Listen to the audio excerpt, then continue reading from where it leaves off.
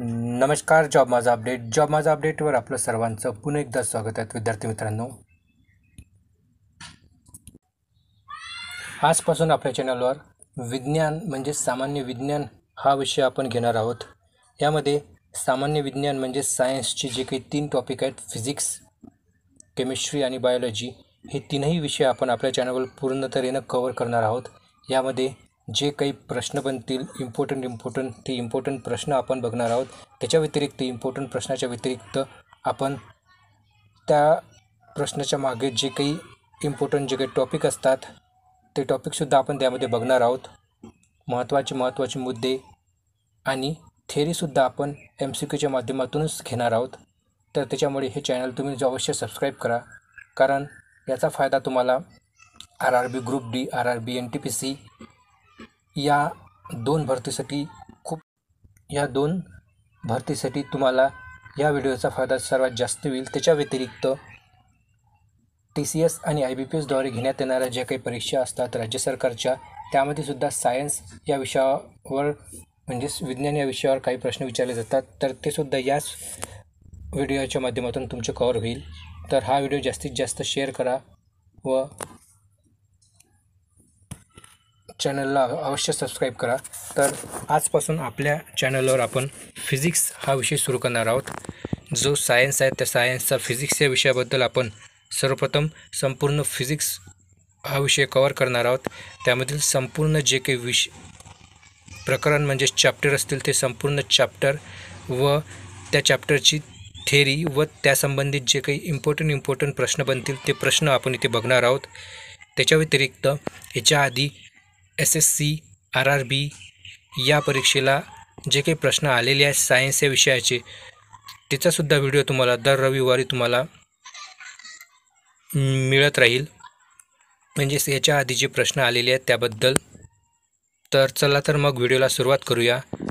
तर आजचा आपला पहिला टॉपिक आहे एकके व परिमाण म्हणजेच युनिट्स अँड मेजरमेंट.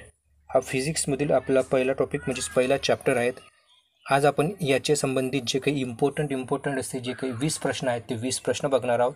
त्याच्या व्यतिरिक्त त्यासंबंधित जे काही महत्त्वपूर्ण जे काही थेअरी असेल ते थेअरीसुद्धा इथे आपण बघणार आहोत. तर चला तर बघा, व्हिडिओ सुरू करण्याच्या पूर्वी भौतिक राशी म्हणजेच फिजिकल क्वांटिटी म्हणजे काय ते आपण सर्वप्रथम बघूयात. काय तर फिजिकल क्वांटिटी म्हणजे काय तर बघा विद्यार्थी मित्रांनो, जसं की वस्तुमान झालं, वजन, अंतर, वेग, म्हणजे अशा ज्या वस्तू आहेत म्हणजे असे जे काही मान आहेत किंवा अशा ज्या राशी आहेत ज्या राशी मोजता येऊ शकतात त्या सर्व राशींना आपण भौतिक राशी असं म्हणतो. म्हणजे ज्या राशीचं मोजमाप आपण करू शकतो अशा राशींना भौतिक राशी म्हटलं जाते. तर बघा पहिला प्रश्न बघा, त्यातला पहिला प्रश्न आहे SI युनिट सिस्टीम कोणत्या वर्षी सुरू झाली. तर बघा विद्यार्थी मित्रांनो, SI एक युनिट सिस्टीम आहे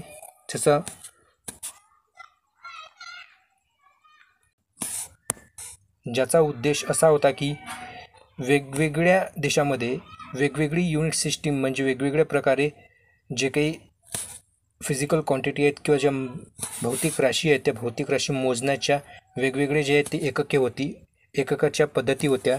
तर त्या सर्व पद्धती एकत्रितशीलपणे सर्वांना समजता याव्या या दृष्टिकोनातून SI सिस्टीमची म्हणजे SI सिस्टीम जे आहेत ते सर्वप्रथम तयार करण्यात आलेली आहेत. तर ही जी SI सिस्टीम आहे ती कोणत्या वर्षी सुरू झाली म्हणजेच कोणत्या वर्षी सर्वप्रथम जे आहेत ते वापरण्यात आली. तर याचं बरोबर उत्तर असेल ऑप्शन क्रमांक 2, 1971 साली SI युनिट सिस्टीम जे आहे ते सुरू झालेली आहेत. त्यानंतर बघा प्रश्न क्रमांक 2, किती मूलभूत एकके निसर्गात आहे. म्हणजेच एकूण किती मूलभूत एकके जे आहेत ते निसर्गामध्ये एकूण किती मूलभूत एकके आहेत. तर बघा विद्यार्थी मित्रांनो, भौतिक राशीचे जे आहेत ते वेगवेगळे असे प्रकार पडतात. जसं की तुम्ही बघू शकता इथे भौतिक राशीचे 2 प्रकार पडतात मुख्य. एक म्हणजे दिशेनुसार आणि दुसरा मापन पद्धतीनुसार. ज्यामध्ये जे मापन पद्धतीनुसार जे प्रकार पडतात त्यामध्ये मूलभूत एकक म्हणजेच फंडामेंटल युनिट्स हा एक आपला एक प्रकार आहे ज्याबद्दल या प्रश्नामध्ये विचारण्यात आलेले आहेत विद्यार्थी मित्रांनो. तर सर्वप्रथम आपण बघूयात की दिशेनुसार कोणकोणते प्रकार पडतात. तर दिशेनुसार 2 प्रकार पडतात भौतिक राशीचे. एक असते अदिश राशी व दुसरा प्रकार पडतो सदिश राशी. आणि मापन पद्धतीनुसार मूलभूत एकक व उत्पन्न एकक म्हणजेच डिराइव्ड युनिट्स असे पडतात. तर चला सर्वप्रथम आपण प्रश्नाचं उत्तर बघूया. तर याच्यामध्ये ऑप्शन आहेत. ऑप्शन क्रमांक 1 6, ऑप्शन नंबर 2 8, ऑप्शन नंबर 3 7 व ऑप्शन नंबर 4 4. तर याचं बरोबर उत्तर असेल ऑप्शन क्रमांक 3 7. तर बघा विद्यार्थी मित्रांनो, एकूण फंडामेंटल युनिट्स जे आहेत आपले फिजिक्समध्ये ते एकूण 7 फंडामेंटल युनिट्स आहेत. त्या 7 फंडामेंटल युनिट्सचा आपण पुढे अभ्यास करू. तर बघा दिशेनुसार आपण सर्वप्रथम आपण इथे आता जे प्रकार पडतात भौतिक राशीचे त्याबद्दल आपण माहिती घेऊयात. काय पडतात तर बघा दिशेनुसार पहिला प्रकार पडतो अदिश राशी. अदिश राशी म्हणजे काय तर बघा विद्यार्थी मित्रांनो, ज्याला आपण इंग्लिशमध्ये स्केलर क्वांटिटी असं सुद्धा म्हटलं जातं. अदिश राशी म्हणजे काय तर अशा परिमाण ज्याचं मोजमाप करण्यासाठी फक्त आणि फक्त त्याच्या मूल्य म्हणजेच त्याच्या क्वांटिटीची म्हणजेच त्याच्या मॅग्निट्यूडची आवश्यकता असते. त्याच्यावर कोणत्याही प्रकारच्या दिशेचा परिणाम होत नाही अशा सर्व राशींना आपण अदिश राशी असं म्हणतो. म्हणजे ज्या राशी मोजण्यासाठी दिशेची किंवा त्या राशीवर दिशेचा कोणताही परिणाम होत नाही अशा सर्व राशी म्हणजे अदिश राशी असतात. ज्यामध्ये उदाहरणार्थ झालं तर लांबी झाली, रुंदी, क्षेत्रफळ, एखाद्या वस्तूचं वस्तुमान जे असते हे सुद्धा काय तर एक प्रकारची अदिश राशी आहे. परंतु लक्षात घ्या विद्यार्थी मित्रांनो, येथे जर वजन जर म्हटलं गेलं की एखाद्या वस्तूचं वजन, तर हे वजन ही एक अदिश राशी नाही आहेत. तर हे कोणती आहेत तर बघा, तर वजन ही एक सदिश राशी आहेत. कशी तर आपण पहिल्यांदा सदिश राशी म्हणजे काय तर यामध्ये बघूया. सदिश राशी म्हणजेच ज्याचं परिमाण मोजण्यासाठी परिमाण व दिशा यांच्या साहाय्याने जी राशी व्यक्त केली जाते म्हणजेच ज्याची मोजमाप करण्यासाठी मॅग्निट्यूड म्हणजेच मूल्य व दिशा या दोहींची गरज असते अशा सर्व राशी म्हणजेच सदिश राशी होय. सदिश राशीला आपण व्हेक्टर क्वांटिटी असं सुद्धा म्हणू शकतो. तर बघा याच्या आधी आपण सांगितलं आहे की वजन ही काय तर एक सदिश राशी आहेत. कशा प्रकारे तर बघा विद्यार्थी मित्रांनो, वजन जे आहेत आणि वस्तुमान या दोन्हींचे युनिट जे आहेत म्हणजे एकक हे सारखं आहेत. परंतु वजनवर पृथ्वीचा जो काही ग्रॅव्हिटेशनल म्हणजे गुरुत्वाकर्षण जो फोर्स आहे तो लागतो. त्याच्यामुळे वजन ही एक सदिश राशी आहेत. कारण ग्रॅव्हिटेशनल फोर्स जो असतो पृथ्वीचा तो डाऊनवर्ड डायरेक्शनने त्या वस्तूला काय तर होल्ड करून ठेवतो किंवा आपल्या इकडे ओढण्याचा प्रयत्न करतो. त्याच्यामुळे इथे दिशेमुळे त्याच्यावर काही परिणाम होत असतात. त्याच्यामुळेच त्याला आपण सदिश क्वांटिटी असं म्हणू शकतो. तर याच्या व्यतिरिक्त इतर काही क्वांटिटी आहेत ज्या सदिश म्हणजेच व्हेक्टर क्वांटिटी आहेत. जसं की वेग आहे, विस्थापन आहे, ज्याला आपण इंग्लिशमध्ये डिस्प्लेसमेंट असं म्हणतो. त्याच्या व्यतिरिक्त कोनीय विस्थापन आहे, कोनीय वेग आहे, त्वरण आहे म्हणजेच ॲक्सेलरेशन हे एक सदिश राशी आहे. त्याच्या व्यतिरिक्त आघूर्ण म्हणजे टॉर्क, चुंबकीय क्षेत्र प्रेरण, चुंबकीय क्षेत्र तीव्रता, चुंबकीय तीव्रता, चुंबकीय आघूर्ण अशा अनेक प्रकारच्या ज्या राशी आहेत त्या सदिश राशीमध्ये आपण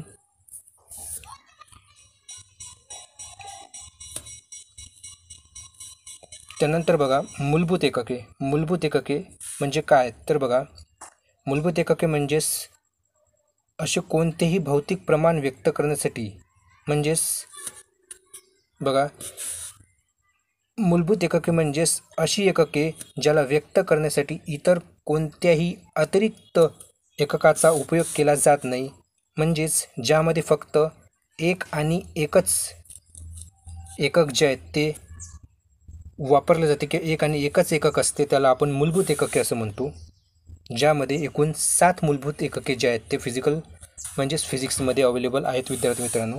त्याच्या व्यतिरिक्त बघा व्युत्पन्न एकक म्हणजेच डिराइव्ड क्वांटिटी किंवा डिराइव्ड युनिट्स. तर डिराइव्ड युनिट्स म्हणजेच काय, जेव्हा आपण भौतिक राशीचं मोजमाप करण्यासाठी एक किंवा एकापेक्षा जास्त, दोन किंवा दोनपेक्षा जास्त सारखी एकके किंवा वेगवेगळी एकके,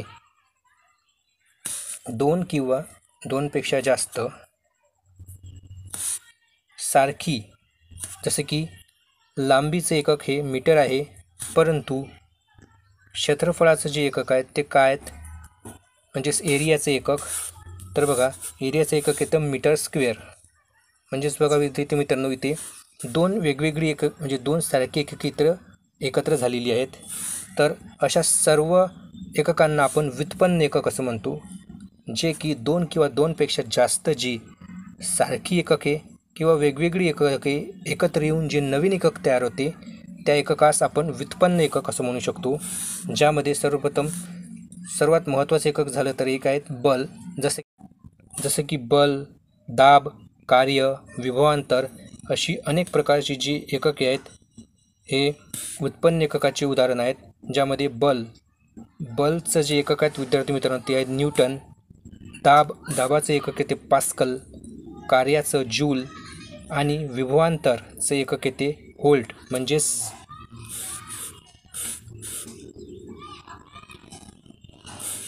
पोटेन्शियल डिफरन्स जे असते इलेक्ट्रिकलच्या संबंधित जे काही युनिट आहेत ते आहेत ते. त्यानंतर बघा प्रश्न क्रमांक 3 बघा. प्रश्न क्रमांक 3 आहेत, खालीलपैकी कोणते एकक हे मूलभूत एककात मोडत नाही. म्हणजेच खालीलपैकी काही 4 ऑप्शन दिलेले आहेत, 4 पैकी 3 एकक जे आहेत ते मूलभूत एककात मोडतात आणि एक हे उत्पन्न एककामध्ये मोडले जातं. तर असा हा प्रश्न आहे. तर बघा लांबी, वेग, वस्तुमान व तापमान यापैकी कोणते एकक हे मूलभूत एकक नाही. तर याचं बरोबर उत्तर असेल विद्यार्थी मित्रांनो वेग. वेग हे एक मूलभूत एकक नाही आहे, कारण याच्या आधी आपण बघितलं आहे वेग काय आहे, तर वेग हे एक उत्पन्न एकक आहे. तर कसं, तर बघा विद्यार्थी मित्रांनो वेग याचं जे एकक आहेत ते काय आहेत, तर वेग म्हणजे काय असतं विद्यार्थी मित्रांनो विस्थापन. वेग म्हणजेच काय, तर विस्थापन भागिले वेळ. म्हणजेच काय असते विद्यार्थी मित्रांनो, तर वेग आहे तर विस्थापनचं जे एकक आहेत ते आहेत मीटर, आणि म्हणजेच विस्थापन आपण मीटरमध्ये मोजतो आणि वेळ सेकंदामध्ये. त्याच्यामुळे मीटर भागिले सेकंद म्हणजेच ते युनिट झालं मीटर पर सेकंद. हे असं वेगाचं म्हणजेच व्हेलॉसिटीचे एकक आहेत. व्हेलॉसिटीची क्वांटिटी व्हेलॉसिटीचे हे एक युनिट आहे मीटर पर सेकंद. तर बघा विद्यार्थी मित्रांनो मीटर पर सेकंद हे 2 एकक मिळून तयार झालेले आहेत. त्याच्यामुळे हे काय आहेत, तर हे एक डिराइव्ड म्हणजेच व्युत्पन्न एकक आहेत. त्यानंतर बघा वस्तुमानाचे SI पद्धतीतील एकक कोणते. ऑप्शन बघू शकता तुम्ही. Option 1 kilogram, option 2 pound, option 3 gram व ऑप्शन 4 मोल. तर याच्यापैकी बरोबर उत्तर असेल ऑप्शन क्रमांक 1 किलोग्रॅम हे वस्तुमानाचे SI पद्धतीतील एकक आहेत विद्यार्थी मित्रांनो. तर इतर बघा इतरमध्ये पाऊंड आणि ग्रॅम हे सुद्धा वस्तुमानाची 2 एकके आहेत. परंतु बघा विद्यार्थी मित्रांनो हे एकके वेगवेगळ्या प्रकारची एकके आहेत. जसे की पाऊंड हे FPS सिस्टीम जे आहेत ब्रिटनची जे FPS मेजरमेंट सिस्टीम आहेत त्या पद्धतीतील एकक आहेत, ज्यामध्ये F म्हणजे फूट असते. त्यानंतर बघा ग्रॅम हे जे एकक आहेत विद्यार्थी मित्रांनो हे वस्तुमानाचं CGS पद्धतीतील जे एकक आहेत ते आहे. CGS म्हणजेच सेंटीमीटर जे लांबीचं एकक आहे, G म्हणजेच ग्रॅम जे आता आपण बघतो आहे वस्तुमान, आणि S म्हणजेच वेळेचं सेकंद. त्याच्यानंतर बघा प्रश्न क्रमांक 5 आहे विद्युतधारेचे SI एकक काय आहे. म्हणजेच विद्युतधारा म्हणजेच इलेक्ट्रिक करंटचे SI पद्धतीतील एकक कोणते आहे.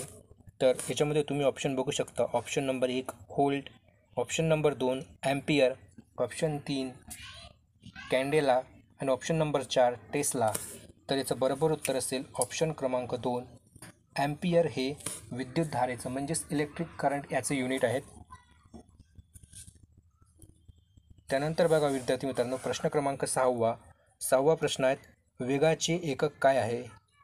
तर बघा विद्यार्थी मित्रांनो, याच्या आधीच आपण वेग याचे एकक बघितलेलं आहे.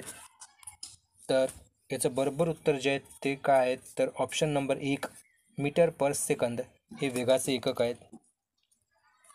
त्यानंतर बघा प्रश्न क्रमांक 7, दाबाचे SI पद्धतीतील एकक कोणते? म्हणजेच प्रेशरचे SI पद्धतीतील एकक म्हणजेच SI युनिट कोणते आहे प्रेशर याचे? तर बघा विद्यार्थी मित्रांनो, प्रेशर म्हणजे काय? तर प्रेशर जे आहे याचं एक सूत्र आहे. प्रेशरचं सूत्र काय? तर बघा, फोर्स भागेला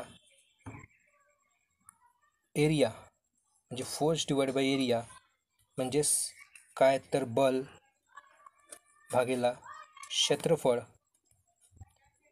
हे त्याचं काय तर एकक आहे.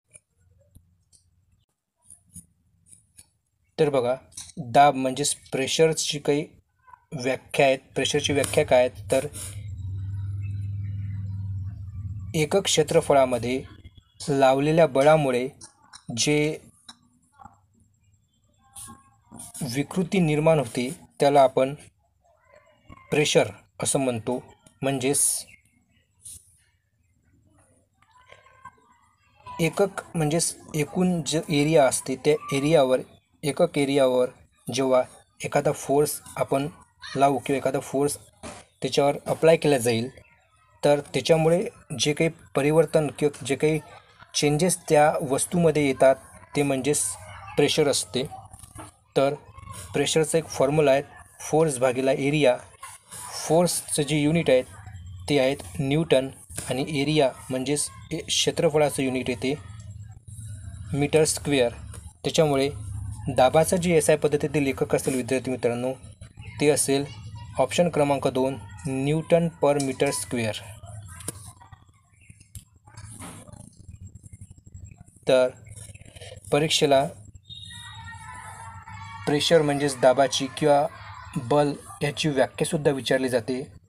डायरेक्ट त्याची व्याख्या विचारून ती राशी कोणती आहे असा तो प्रश्न विचारला जाऊ शकतो. तर त्याच्यामुळे तुम्ही तो जो पॉईंट आहे तो लिहून घ्या, नोट डाऊन करून घ्या काय तर. त्यानंतर बघा, वॅट हे एकक कशाचे आहे? म्हणजेच वॅट जे एकक आहेत विद्यार्थी मित्रांनो जे आपण वापरतो ते वॅट एकक कशाचं आहेत? तर याचं बरोबर उत्तर असेल ऑप्शन क्रमांक 1 शक्ती म्हणजेच पॉवरचं एकक जे आहेत ते वॅट हे एकक आहेत विद्यार्थी मित्रांनो.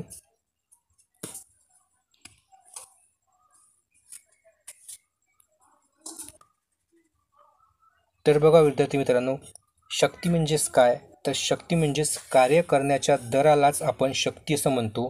कार्य करण्याचा जो दर असते तोच शक्ती, त्यालाच आपण शक्ती असं म्हणतो. तर कार्य करण्याचा दर म्हणजे कसा? तर एकक काळामध्ये जे म्हणजेच बघा, ऊर्जा व वेळ याच्याच गुणोत्तराला आपण वॅट असं म्हणू शकतो. म्हणजेच काय? तर एकक काळात जे कार्य केले जाते, एकक काळामध्ये जे कार्य केले जाते म्हणजे दिलेल्या वेळेमध्ये निश्चित वेळेत जे एकूण कार्य होते त्यास आपण शक्ती असं म्हणू शकतो. तर त्याचं युनिट जे असते ते कार्य म्हणजेच वर्क याचं जे युनिट आहेत विद्यार्थी मित्रांनो ते आहेत जूल व वेळेचे एकक आहेत सेकंद. तर शक्ती म्हणजेच पॉवरचं जे युनिट आहे ते जूल पर सेकंद हे सुद्धा असू शकतं किंवा हे सुद्धा आहेत. यालाच आपण वॅट असं म्हणू शकतो, जूल पर सेकंद किंवा वॅट. जर परीक्षेला प्रश्नामध्ये वॅटच्या ऐवजी जूल पर सेकंद दिलेलं असेल तर ते सुद्धा त्याचं उत्तर असणार विद्यार्थी मित्रांनो. तर त्यानंतर बघा त्यानंतरचा प्रश्न क्रमांक 9 बघा. प्रश्न क्रमांक 9 आहे, जडत्वाचे एकक कशात मोजले जाते?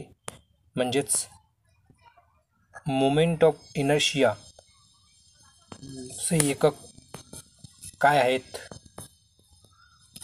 तर ऑप्शन बघा तुम्ही. ऑप्शन आहेत, option number 1 kg per meters, option number 2 kg meter पर सेकंद, kg मीटर स्क्वेअर व kg पर सेकंद. तर याचं बरोबर उत्तर असेल ऑप्शन क्रमांक 3 kg मीटर स्क्वेअर हे जडत्वाचे एकक आहेत. म्हणजे तर ज्या आपण 7 फंडामेंटल क्वांटिटीबद्दल आपण बोललेलो होतो त्याचे आपण इथे काही युनिट्स म्हणजे जे काही 7 फंडामेंटल क्वांटिटी आहेत त्या 7 फंडामेंटल क्वांटिटीची जे SI पद्धतीतील एकक आहे ते एकके व त्याला डिनोट करण्यात येणारे जे म्हणजेच त्याला दाखवण्यासाठी जे सिम्बॉल वापरले जातात ते आपण इथे बघूयात. सर्वप्रथम बघा लेंथचं जे काही SI युनिट आहेत ते आहेत मीटर, ज्याला आपण ने डिनोट करू शकतो. मास याचं युनिट आहेत SI पद्धतीतील किलोग्रॅम, ज्याला आपण kg ने डिनोट करतो. टाईम म्हणजेच वेळचं एकक असेल सेकंद, ज्याला आपण ने डिनोट करतो. टेम्परेचरचं जे मूलभूत एकक आहेत विद्यार्थी मित्रांनो ते केल्विन आहे. जनरली आपण टेम्परेचर जे असते म्हणजेच तापमान जे असते आपण ते सेल्सिअसमध्ये मोजत असतो, परंतु विद्यार्थी मित्रांनो सेल्सिअस हे युनिट तापमानाचं मूलभूत एकक नाही, तर तापमानाचं मूलभूत एकक हे केल्विन येते आणि त्याचं सिम्बॉल आहे के. त्याच्यानंतर बघा इलेक्ट्रिक करंट याच्या आधी आपण प्रश्न बघितला होता. इलेक्ट्रिक करंटचं तिथे आपण युनिट विचारण्यात आलेला होता, तर त्याचे एकक आहेत ॲम्पियर, ज्याला आपण कॅपिटल ए ने डिनोट करतो. त्यानंतर बघा ऑप्शन नंबर 6 त्यानंतरचं एकक बघा ल्युमिनस इंटेन्सिटी म्हणजेच काय? तर हे ज्योती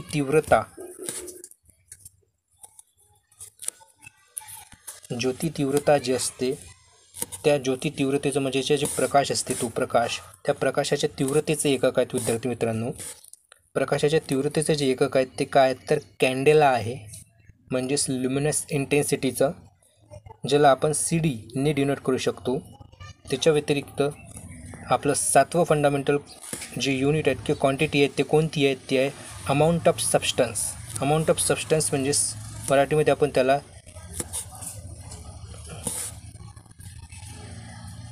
पदार्थाची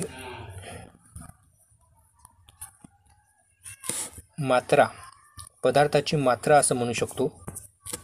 तर पदार्थाची मात्रा म्हणजेच अमाऊंट ऑफ सबस्टन्सचं जे युनिट आहेत ते काय आहेत तर मोल हे आहेत, ज्याला आपण सिम्बॉलिक मोलनेच डिनोट करतो.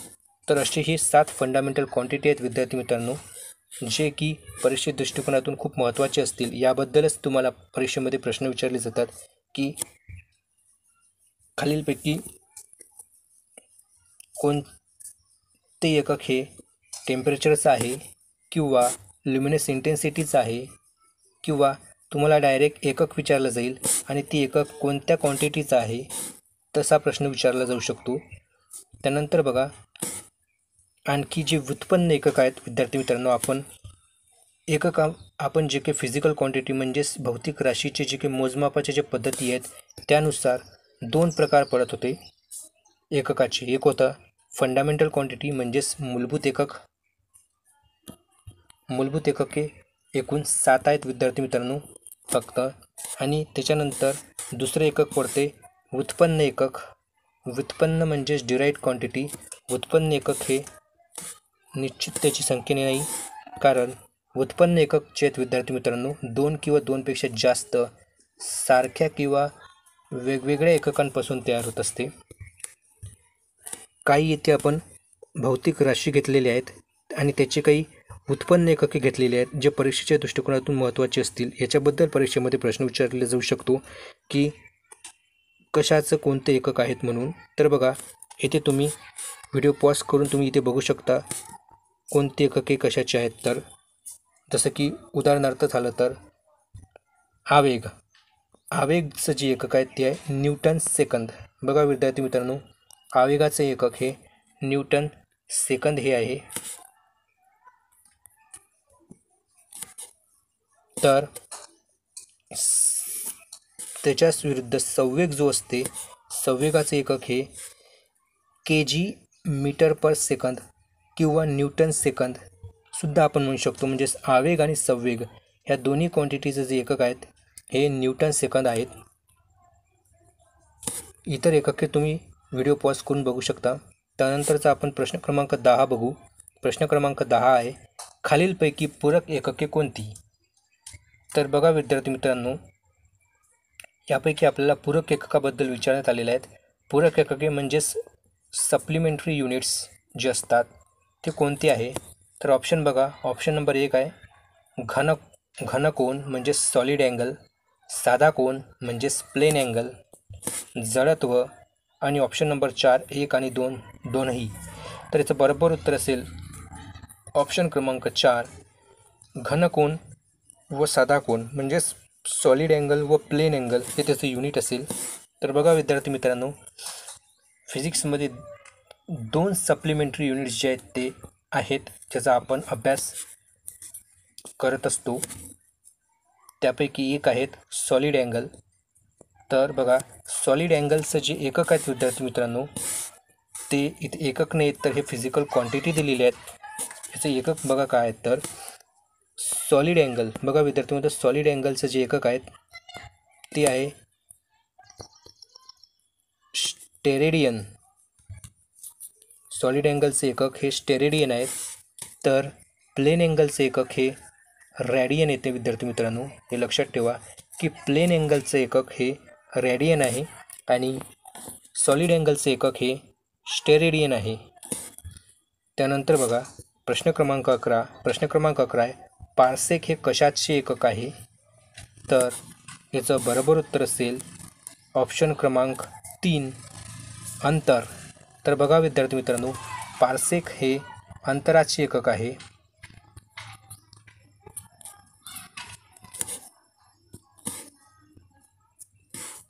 त्यानंतर बघा 1 पार्सेक म्हणजे किती प्रकाश वर्ष.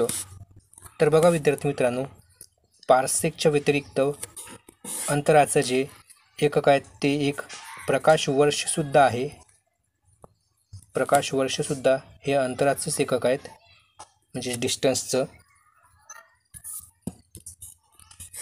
तर इथे प्रश्न असा आहे की 1 पार्सेक म्हणजे किती प्रकाश वर्ष.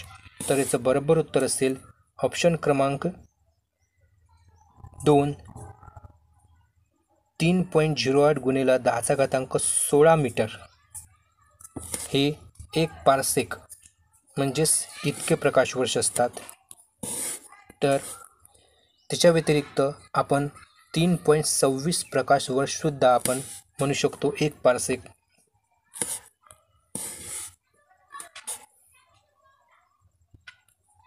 त्याच्या व्यतिरिक्त बघा विद्यार्थी मित्रांनो, 1 प्रकाश वर्ष म्हणजे किती असतात. तर 9.46 गुणिले 10⁻15 मीटर म्हणजेच 1 प्रकाश वर्षची हे काय तर व्हॅल्यू आहेत. हे सुद्धा तुम्ही लक्षात ठेवा, कारण परीक्षेला डायरेक्ट प्रश्न विचारतात की 1 प्रकाश वर्ष म्हणजे किती किंवा 1 पार्सेक म्हणजे किती, अशा प्रकारे. त्यानंतर बघा विद्यार्थी मित्रांनो, प्रश्न क्रमांक 13 आहे, खगोलीय एकक हे कशाचं आहे. ऑप्शन बघा, खगोलीय अंतर, ऑप्शन 2 खगोलीय पिंड, ऑप्शन 3 वेग आणि ऑप्शन 4 प्रकाश. तर बघा विद्यार्थी मित्रांनो, खगोलीय एकक हे म्हणजेच ॲस्ट्रॉनॉमिकल युनिट, अशा प्रकारे आपण त्याला डिनोट करतो, ॲस्ट्रॉनॉमिकल युनिट. तर हे एकक कशाचं आहे विद्यार्थी मित्रांनो. तर ऑप्शन नंबर 1 खगोलीय अंतर म्हणजेच एक प्रकारे डिस्टन्सचंच एकक आहेत. हे सुद्धा 1 AU म्हणजे 1 ॲस्ट्रॉनॉमिकल युनिटची जी व्हॅल्यू आहेत विद्यार्थी मित्रांनो ते काय आहेत. तर ते आहेत 1.496 गुणिले 10⁻11 मीटर इतकं एक ॲस्ट्रॉनॉमिकल युनिटचं काय तर व्हॅल्यू आहेत. त्यानंतर बघा, खालीलपैकी कोणती राशी ही सदिश राशी आहेत? तर बघा विद्यार्थी मित्रांनो, याच्या आधी आपण फिजिकल क्वांटिटीचे जे 4 प्रकार बघितले आहेत, म्हणजेच भौतिक राशीचे, ज्यामध्ये 2 प्रकार आपण राशीनुसार बघितले. त्यापैकी एक होता सदिश राशी आणि एक होता अदिश राशी. त्यामधलाच हा प्रश्न आहे. तर बघा, याच्यापैकी ऑप्शन नंबर 4 हे त्याचं बरोबर उत्तर असेल. विस्थापन हे एक सदिश राशी आहेत विद्यार्थी मित्रांनो. याच्या आधी आपण ज्या काही वेगवेगळ्या ज्या सदिश राशी आहेत, त्या सदिश राशीची जी लिस्ट आहेत ते आपण दिलेलीच आहेत. ते सर्व लिस्टमधील जेवढ्या काही सदिश राशी आहेत आणि जेवढ्या काही अदिश राशी आहेत, त्या सर्व अदिश राशी व सदिश राशी तुम्ही तोंडपाठ ठेवा, कारण परीक्षेला हा प्रश्न नेहमी येतो. कारण फिजिक्सच्या प्रत्येक चॅप्टरवर, म्हणजेच RRB ग्रुप डी आणि NTPCमध्ये, मुख्यतः RRB ग्रुप डीमध्ये प्रत्येक टॉपिकवर एक प्रश्न निश्चित असतोच. त्याच्यामुळे तुम्ही संपूर्ण ज्या राशी आहेत सदिशच्या आणि अदिशच्या, ते तुम्ही तोंडपाठ ठेवा. त्यानंतर बघा, प्रश्न क्रमांक 15, खालीलपैकी कोणती राशी ही अदिश नाही? तर बघा, याच्यामध्ये ऑप्शन 1 आहेत वेग, वेळ, तापमान व वस्तुमान. तर बघा विद्यार्थी मित्रांनो, याच्यापैकी ऑप्शन नंबर 1 वेग ही एक अदिश राशी नाही आहे, कारण वेग हे एक सदिश राशी आहे. तर इतर बाकीच्या ज्या राशी आहेत त्या अदिश राशी आहेत, म्हणजे ज्याला मोजण्यासाठी कोणत्याही प्रकारच्या डायरेक्शनची आवश्यकता नसते. त्यानंतर बघा, प्रश्न क्रमांक 16, घनतेचे मितीय सूत्र कोणते? तर बघा विद्यार्थी मित्रांनो, मितीय म्हणजेच डायमेन्शनल जे काही युनिट असते, हे आपण ते सर्वप्रथम आपण अभ्यासूयात काय आहेत. तर बघा विद्यार्थी मित्रांनो, डायमेन्शनल जे काही युनिट्स आहेत ते कशा प्रकारे काढले जातं? तर बघा, उदाहरणार्थ आपण लांबी बघूया. लांबी आपण कशामध्ये मोजतो? मीटरमध्ये मोजतो. परंतु मीटर हे काय तर सर्वसाधारण युनिट आहेत विद्यार्थी मित्रांनो. परंतु लांबीचा जो यल असते, तो यल हे काय तर लांबीचं डायमेन्शनल ॲनालिसिस असेल, म्हणजेच मितीय सूत्र असेल. म्हणजे जी राशी दिलेली आहेत, मुख्य ज्या काही क्वांटिटी असतात विद्यार्थी मित्रांनो, जसे की लांबी, वस्तुमान व वेळ, ह्या ज्या 3 मुख्य क्वांटिटी आहे, ह्या 3 मुख्य क्वांटिटीवर आधारितच संपूर्ण जे काही डायमेन्शनल म्हणजेच जे काही मितीय सूत्रे असतात, ते संपूर्ण मितीय सूत्रे या 3 क्वांटिटीवरच डिपेंड आहेत विद्यार्थी मित्रांनो.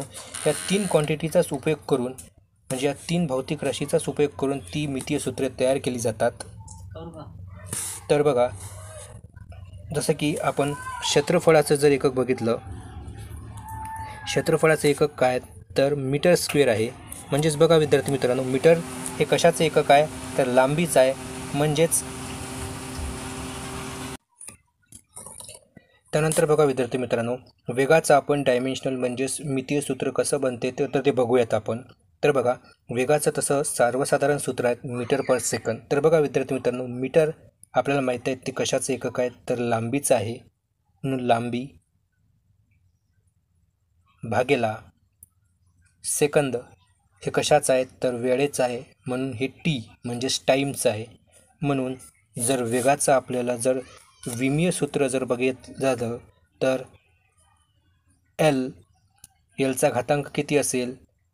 इथं काहीच नाही, म्हणजेच 1 असतो. आणि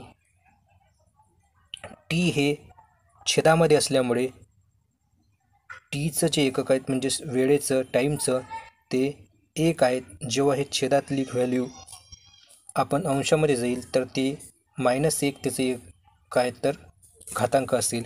म्हणजेच वेगाचं जे काही एकक असेल मितीय म्हणजेच डायमेन्शनल सूत्र ते असेल एलचा घात 1 आणि टीचा घात वजा 1, किंवा जर आपल्याला हे सूत्र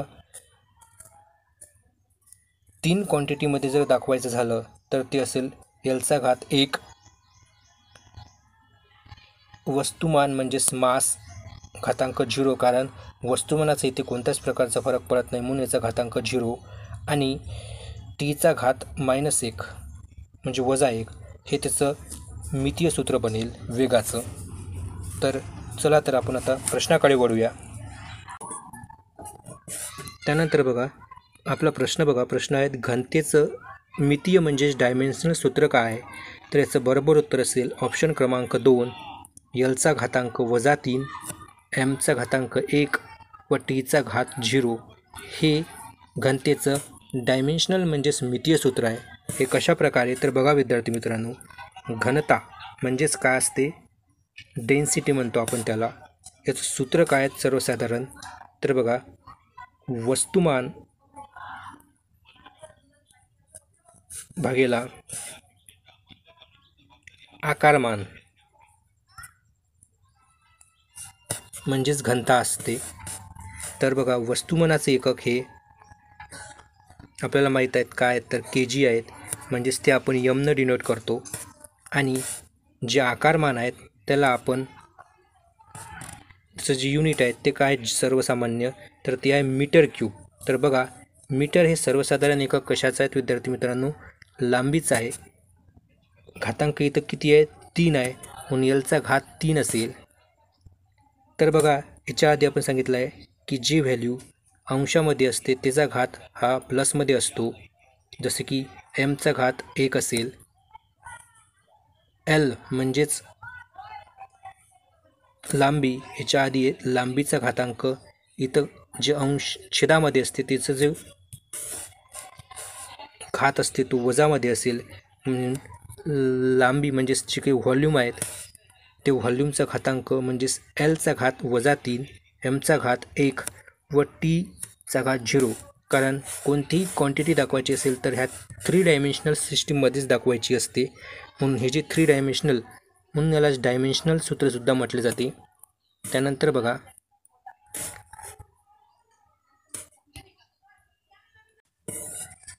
बघा प्रश्न क्रमांक 17 आवेगाचे मितीय प्रमाण काय आहे. तर याचं बरोबर उत्तर असेल ऑप्शन क्रमांक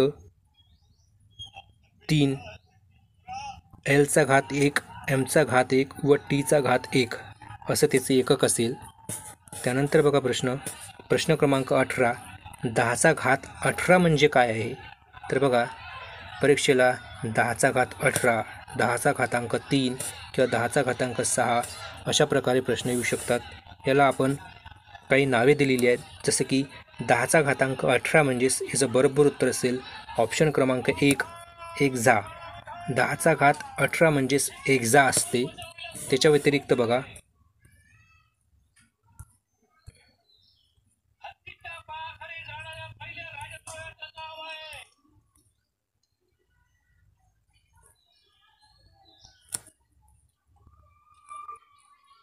एक हेक्टो इथे आपण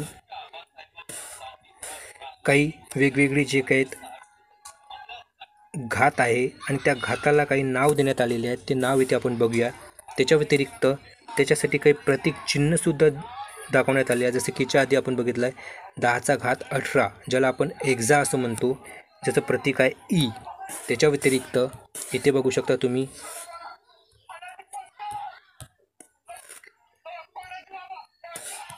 10चा घात 15 10चा घात 15 म्हणजेच पेटा, ज्याचं एकक आहे प्रतीक आहे पी.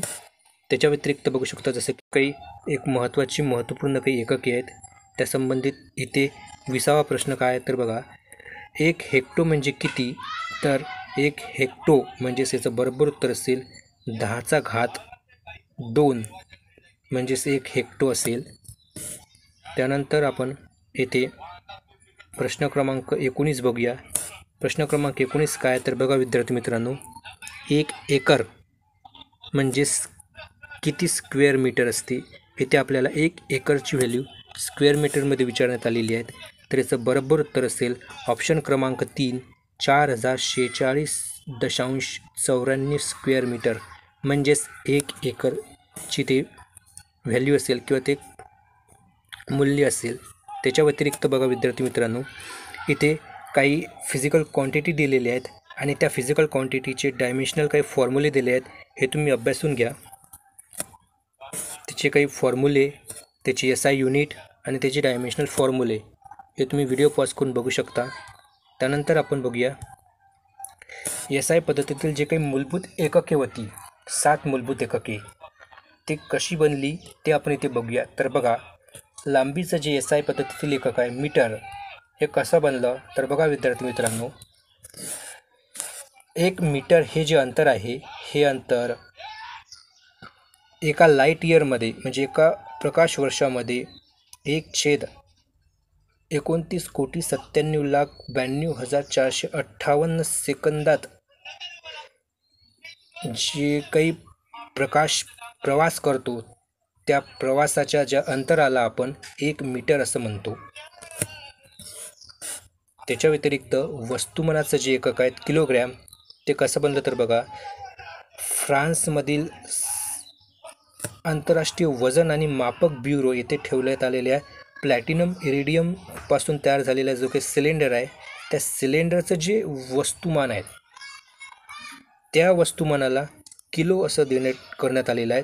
त्याच्यावरूनच किलोग्राम हे युनिट जे आहेत विद्यार्थी मित्रांनो ठरवण्यात आलेलं आहेत. त्याच्या व्यतिरिक्त इतर काही जसं की सेकंद, वेळेचं सेकंद हे युनिट आहे. जे सीजियम 133चे ॲटम आहे, त्याच्या भूस्थितीतील 2 स्थिर ऊर्जा पातळीमधील जे परिणामी जे रेडिएशनचा जो फरक आहे किंवा जो कालावधी आहे इतका, त्यालाच आपण वेळेचं सेकंद हे युनिट जे आहे ते आपण तयार करण्यात आलेलं आहे. त्याच्या व्यतिरिक्त इथे विद्युत प्रवाहाचे म्हणजेच इलेक्ट्रिक करंटचे जे की 1 ॲम्पियर जे अंतर आहे, 1 ॲम्पियर जे युनिट आहे ते कसं आहे तर बघा विद्यार्थी मित्रांनो, जेव्हा 2 तार 1 मीटर अंतरावर ठेवले असता त्यामधून वाहणारा जो विद्युतधारा आहे, विद्युत प्रवाह आहे, तो विद्युत प्रवाह वाहत असताना 2 × 10⁻⁷ न्यूटन पर मीटर लांबीचा त्याच्यावर जो काही बल म्हणजेच फोर्स लागतो, त्या फोर्सलाच ॲम्पियर असं डिनोट करण्यात आलेलं आहे. जे आपण कॅपिटल A या अक्षराने आपण दर्शवू शकतो, ते दर्शवलं जाते.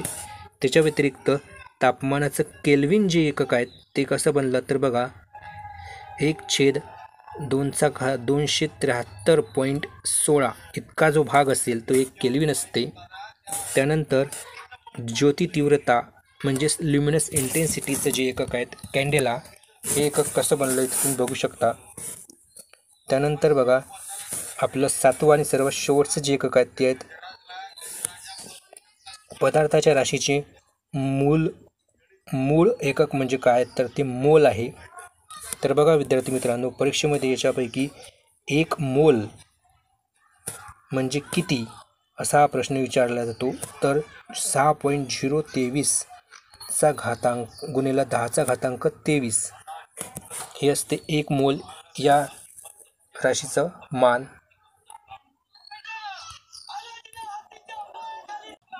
तर बघा विद्यार्थी मित्रांनो, अशाच प्रकारच्या व्हिडिओसाठी तुम्ही चॅनलला अवश्य सबस्क्राईब करा आणि जास्तीत जास्त शेअर करा.